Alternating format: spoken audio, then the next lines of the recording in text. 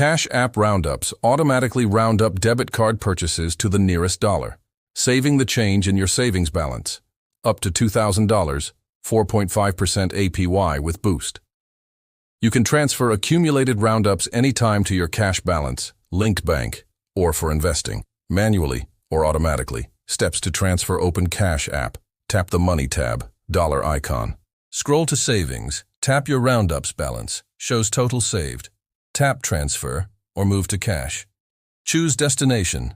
Cash balance, instant for spending and sending. Linked bank, 1 to 3 days. Investing, stocks or Bitcoin. Enter amount, full or partial.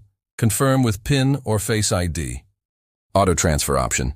In Savings, tap Settings, Gear, enable auto transfer. Set threshold, for example, every $25. Funds move to cash balance weekly.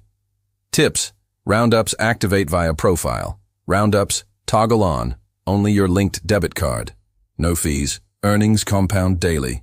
View history, savings, activity. Disable anytime. Pending Roundups finalize in 1 to 2 days.